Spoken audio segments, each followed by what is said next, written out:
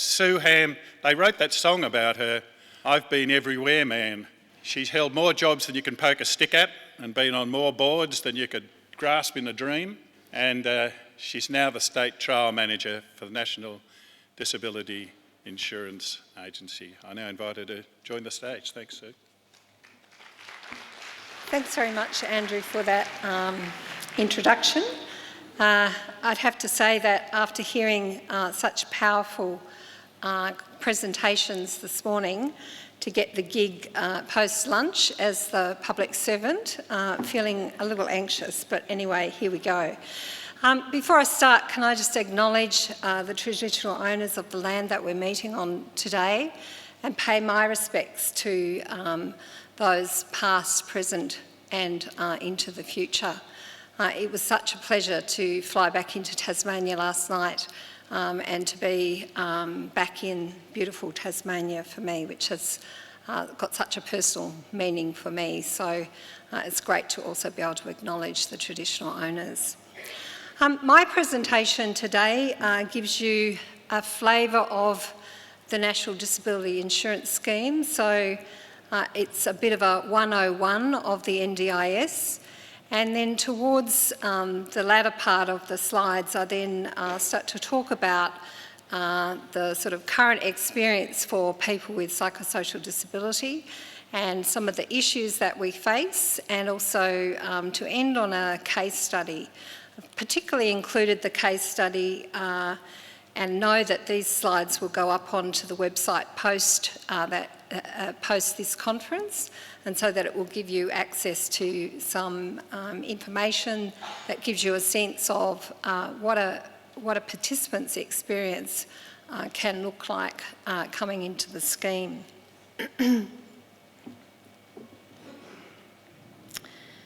I think just to start, I'll just get this under control. There we go. Yes.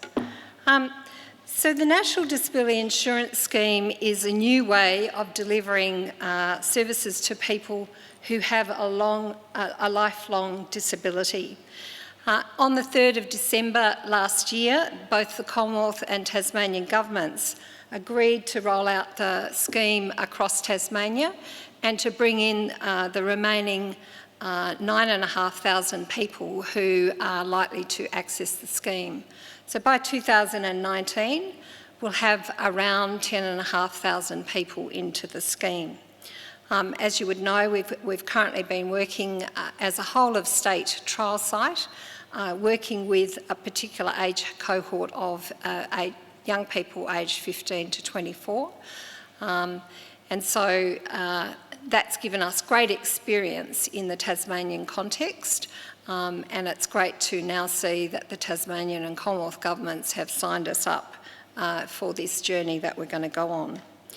The agency does have a responsibility to promote the scheme and to raise awareness about the NDIS and what it can offer to people coming into the scheme.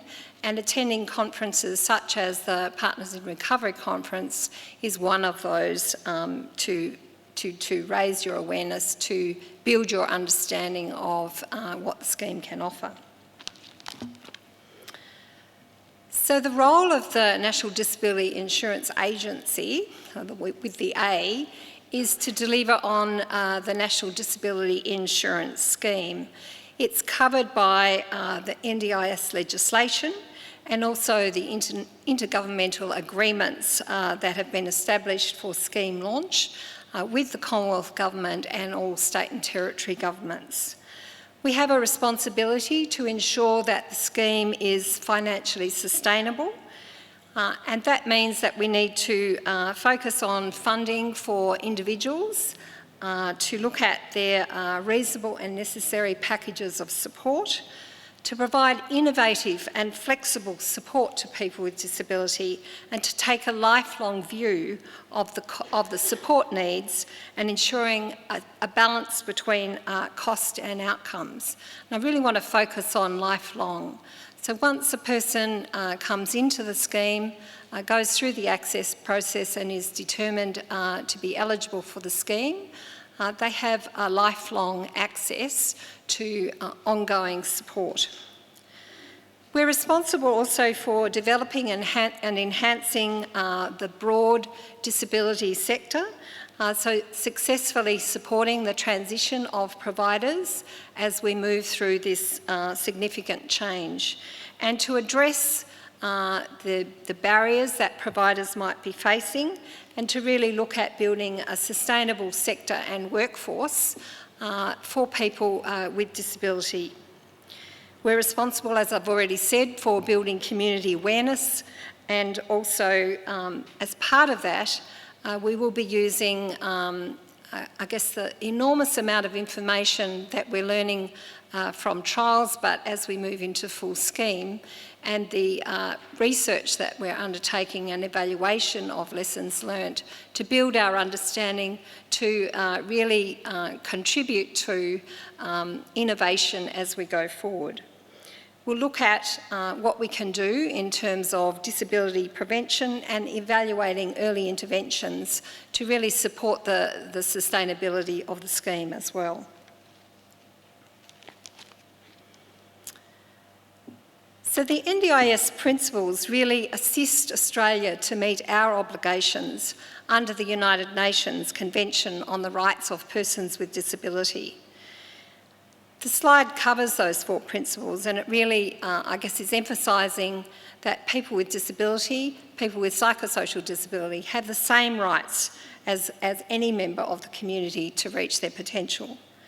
That they can have certainty about the care and support that they need to live their life and for their lifetime, and that they can exercise choice over the pursuit of their goals and the planning and delivery of their supports. And lastly, but just as importantly, that the role of family and carers in the lives of people with disability is to be acknowledged and respected.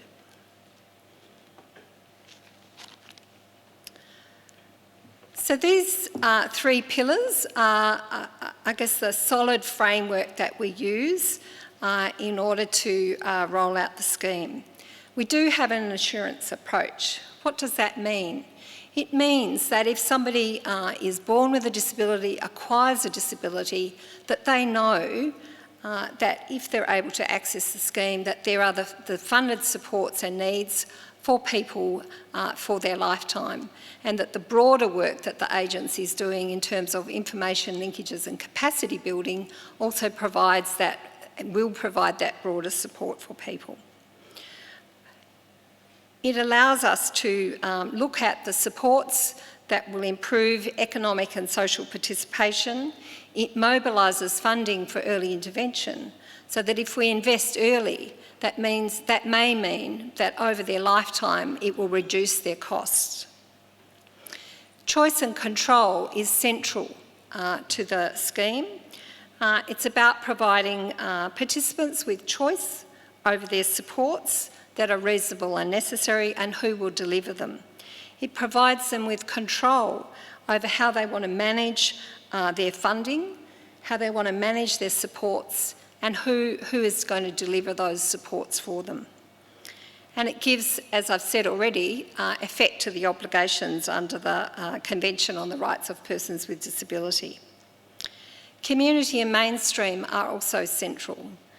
People are supported to access and coordinate community and funded supports, but the scheme does not duplicate or replace mainstream services that are provided to the Australian community.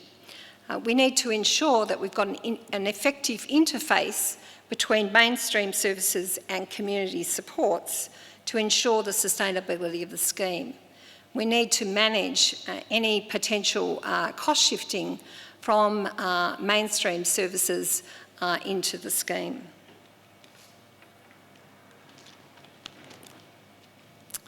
So just to talk very quickly about accessing assistance from the NDIS, you need to live in Australia and be a permanent resident of Australia. You need to be under the age of 65, meet the disability requirements and/or meet the early intervention requirements. To meet the disability requirements means having a significant and permanent disability that affects communication, mobility, self-care or self-management. And early intervention, as I've already said, if we can invest early to reduce costs later, then we will have a look at people coming into the scheme so that we can reduce their future reliance. It's really only possible to determine whether somebody is able to access and come into the scheme by going through the access process.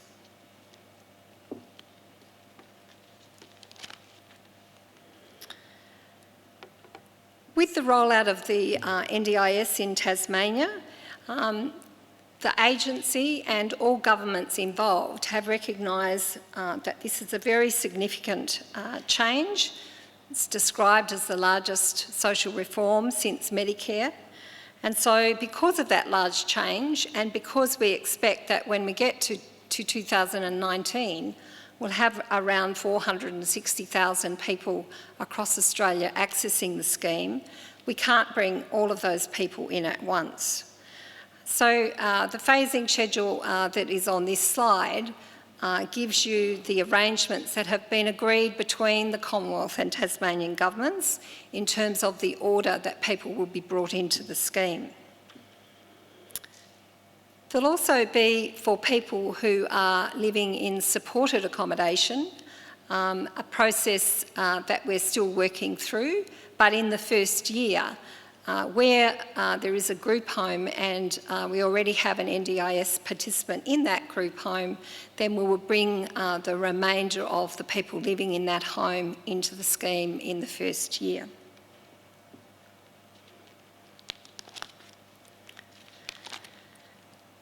And just to touch on continuity of supports, this slide here is really to recognise that people who are currently receiving disability supports, but following testing their access to the scheme, they're found to be not eligible.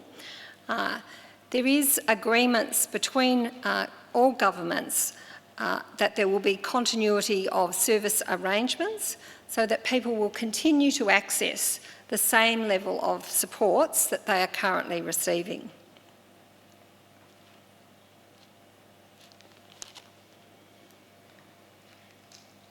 I've already mentioned information linkages and capacity building. So this is the broader range of supports and information services that will be available for the around 2.5 million people in Australia that have disability of some type but may not be able to access the scheme. So these services will fund services that may provide access to information around specific disability services or types, and the commissioning of what that service system will look like is still under discussion between the Commonwealth and states, and I'm sure some of you in the room may have been involved in recent consultations that have been undertaken by the state government, but also by the agency ourselves.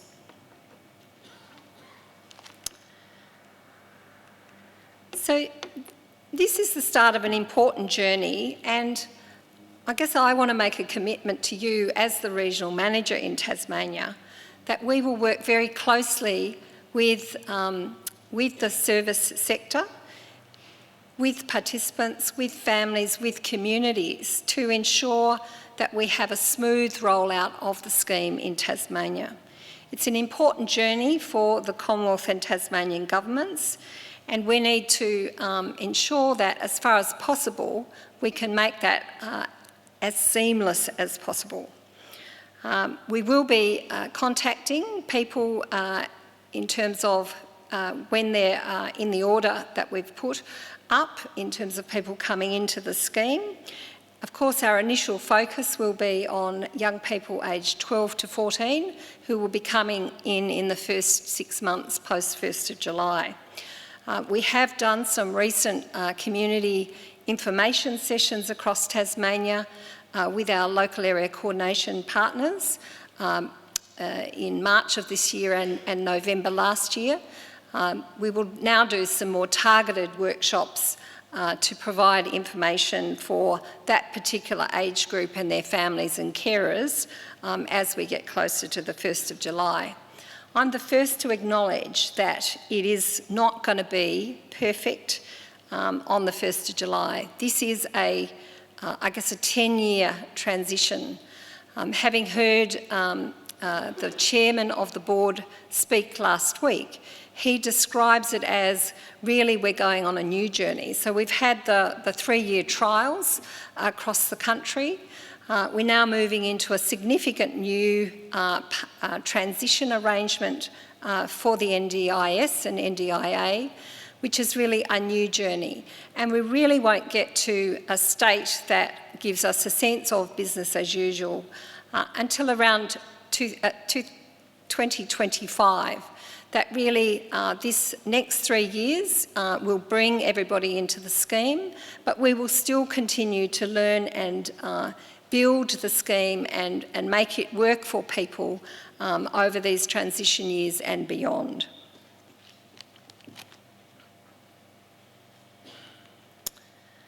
So now just to talk a little bit about the experience for people with psychosocial disability.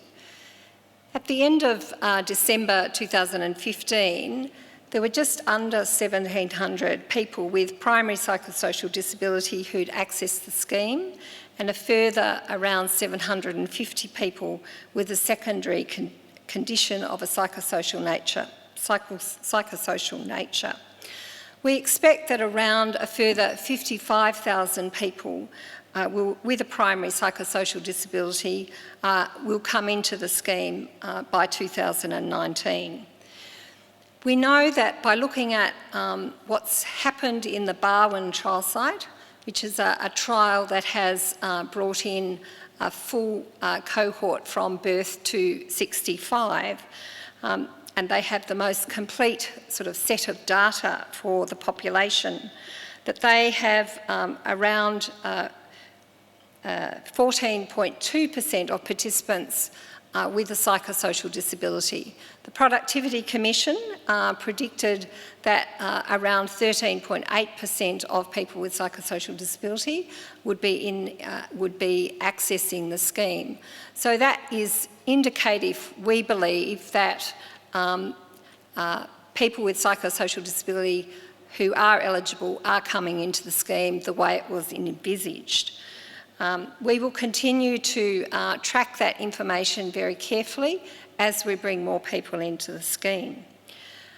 Currently in Tasmania, and because we've been focused on a particular age cohort, that the numbers are far lower. So currently we only have around 3% of people with, that have come into the scheme with psychosocial disability, which rises to about 5% if you include those people with a secondary disability.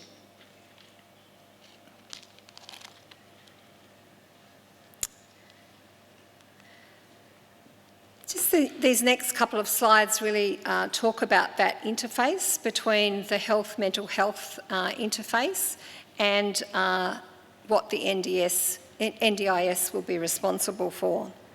So we see that we'll be responsible for the ongoing psychosocial recovery supports that focuses on a person's functional ability, including those enabling people with mental illness or a psychiatric condition to undertake activities of daily living and participate in the community and in social and economic life.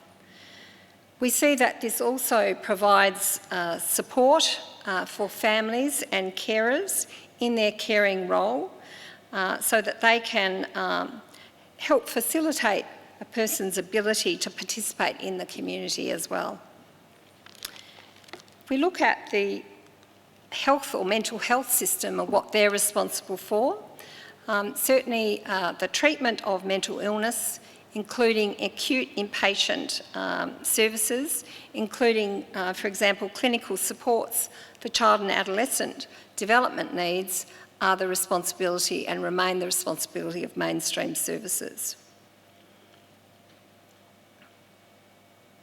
They remain responsible for residential care, where the primary purpose is for time-limited follow-up linked to treatment, and they remain responsible for the operation of mental health facilities.